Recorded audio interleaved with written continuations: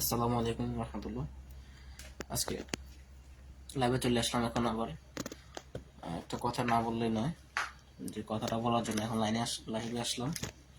সেটা হলো আমাদের ফেনীর সোনাগাজীর একটা বিষয় আর আমাদের ফাজিলপুরের একটা বিষয় নিয়ে কথা বলতেছি।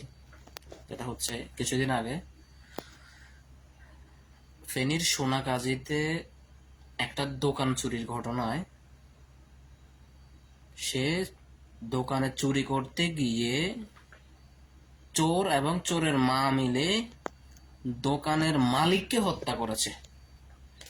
দোকানের মালিককে হত্যা করার পরে যখন এলাকার বুদ্ধিজীবী বা মনে করেন যাদের বিবেক আছে, সুস্থ মানুষ যারা আচার বিচার করে, তারা এই বিষয়টা নিয়ে একটা উঠান বৈঠক করছে। যারা এই হত্যাকাণ্ডটা করছে তাদেরকে বিচার করতেছে। এখন এই বিচারটা নিয়ে কিছু কুচক্রী মহল জামাত ইসলামকে দোষ দিতেছে, বলতেছে এই কাজটা জামাত কিভাবে করলো, একটা মহিলাকে নির্যাতন করতেছে, জামাত ইসলামের লোকেরা এটা কিভাবে করলো, যে একটা মহিলাকে কিভাবে নির্যাতন করছে। আর সে মহিলা তার ছেলেকে নিয়ে সঙ্গে নিয়ে দোকান চুরি করতে গিয়ে সে ঘটনায় দোকানের মালিককে হত্যা করে ফেলছে। আর সেখানে আপনারা বলতেছেন যে এটা কিভাবে করলো। তার মানে যে চুরি করবে, মহিলা চুরি করলে সে অপরাধী হবে না? মানে সে মহিলা, এই কারণে তার অপরাধ তার স্বীকার করতে হবে না, তাকে বিচার করতে হবে না? এটা কোন দেশের আইন রে? হ্যাঁ, আপনারা কি বালের সুশীল করেন? আপনারা কি বালের সুশীল? আপনারা আবার বলেন যে আমরা সুশীল। আমার বালের সুশীল। আপনারা কোড একটা ফইরা শুধুমাত্র টাই একটা লাগাইয়া টকশোর ভিতরে গাইয়া যাইয়া 20 টাকা 50 টাকা 100 টাকা লাগা যায় টকশোর ভিতরে বইয়া বইয়া খালি আরামের ভিতরে আপনার এসির হাওয়ার মধ্যে বইয়া বইয়া শুধু দুইটা কথা বললে আপনার সুশীল হয়ে গেছেন গা। বিবেকের বাপ দাদা মারে আমি চুদি আপনাদের গালি না দিয়ে পারি না নিয়ে আপনাদের। হাজার হাজার মানুষ মারা যাইতেছে সেই চুরি ডাকাতির করতে গিয়ে, তারা মানুষকে হত্যা করে ফেলতেছে। আর আপনারা বলতেছেন যে সে কিভাবে একটা মহিলাকে কিভাবে তারা এভাবে প্রকাশ্যে ক্ষমা চাইতে বলতেছে, তারা এখানে নাকে খত দিতে বলতেছে, তাদেরকে শাস্তি দিতেছে।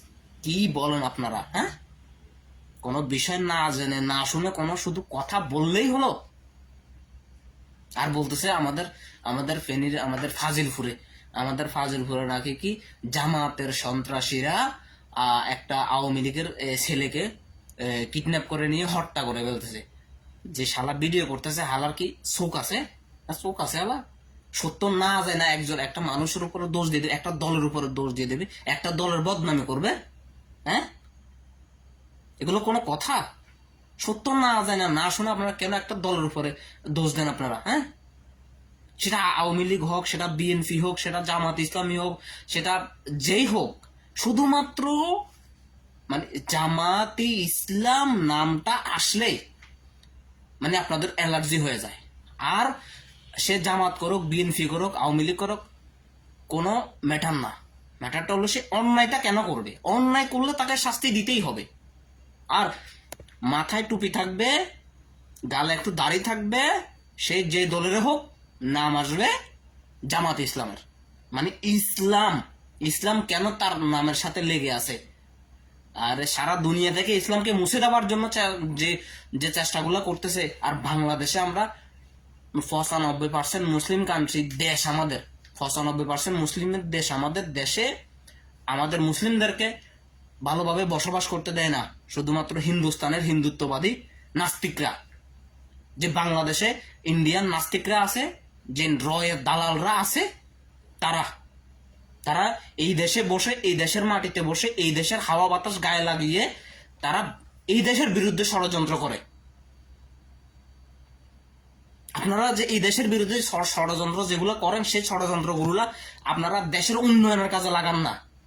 যে পাকিস্তানের মতো দেশে যদি ক্ষেপণাস্ত্র থাকে, পাকিস্তানের যদি পারমাণবিক বোমা থাকতে পারে, আমাদের দেশে থাকতে পারে না কেন? আপনারা যে ষড়যন্ত্র দেশের বিরুদ্ধে করেন, সেগুলো নিয়ে আপনারা একটা পারমাণবিক বোমা উদ্বোধন করেন না, সেটার গবেষণার কাজে কাজ লাগান না। যে চট্টগ্রামে যে সমুদ্র সৈকত আছে, সেখানে বলতেছে ইউরেনিয়াম পাওয়া যায়, ইউরেনিয়াম আপনারা আবিষ্কার করে সেটা দিয়ে আপনারা পারমাণবিক বোমার কাজ করেন না।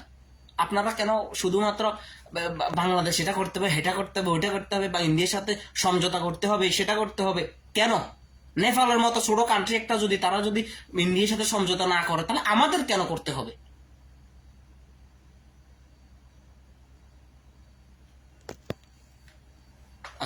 আজকে আর কিছু বলবো না। আসসালামু আলাইকুম, ভালো থাকবেন সবাই।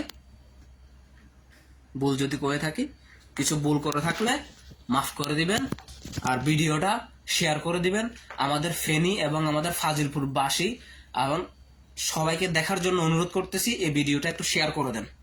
যদি আমার যদি কোনো ভুল হয়ে থাকে বলবেন আমাকে, যে আমি এই ভুলটা করছি, আমি এই ভুলটা বলছি। আসসালামু আলাইকুম।